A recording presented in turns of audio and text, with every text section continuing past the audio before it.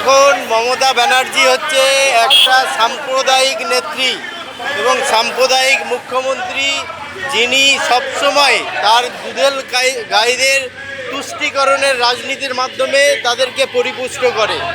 সেই মমতা ব্যানার্জি চাইছে যে পশ্চিমবঙ্গে কোনো একটা দুর্ঘটনা ঘটিয়ে আবার পুনরায় সরকারে থাকার জন্য, কিন্তু মানুষ বুঝে গেছে সেই ভাঁওতায় আর ভুলবে না। পশ্চিমবঙ্গের মানুষ সচেতন হয়ে গেছে যে মমতা ব্যানার্জি যেভাবে দীর্ঘ 10 বছর 15 বছর ধরে যে ভাঁওতা দিয়ে আসছে, সেই ভাঁওতা থেকে মানুষ মুখ ঘুরিয়ে নিয়েছে এবং মানুষ ভাতা পেলেও তারা ভাতার লাইনে, যে তাদেরকে যে টাকা দেওয়া হচ্ছে সেই টাকার লাইনে দাঁড়ালেও তারা কিন্তু ভোটটা মমতা ব্যানার্জির বিরুদ্ধেই করবে এবং বিজেপিকেই করবে, যাতে বিজেপি সরকার 2026 সালে প্রতিষ্ঠিত হবে।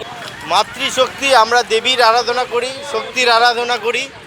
পুরো পশ্চিমবঙ্গ মা দুর্গার আরাধনা করে। পশ্চিমবঙ্গের বাঙালি মানুষ যারা আছে, সেই মা দুর্গা রূপী নারী শক্তি আজকে রাস্তায় বেরিয়েছে।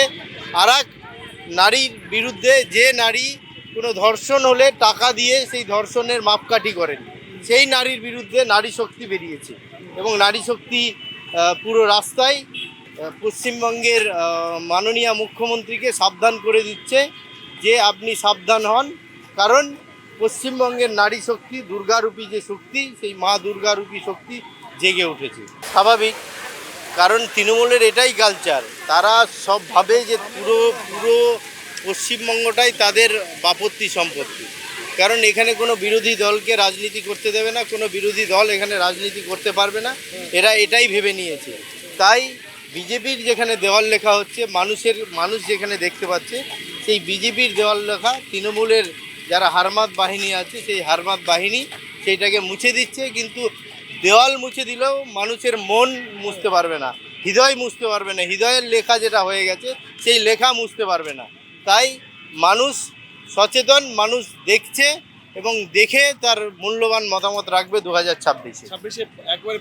একদম বিজেপি আসছে নিশ্চিত, পাল্টানো দরকার, চাই বিজেপি সরকার, এটা মানুষের মনে গেঁথে গেছে।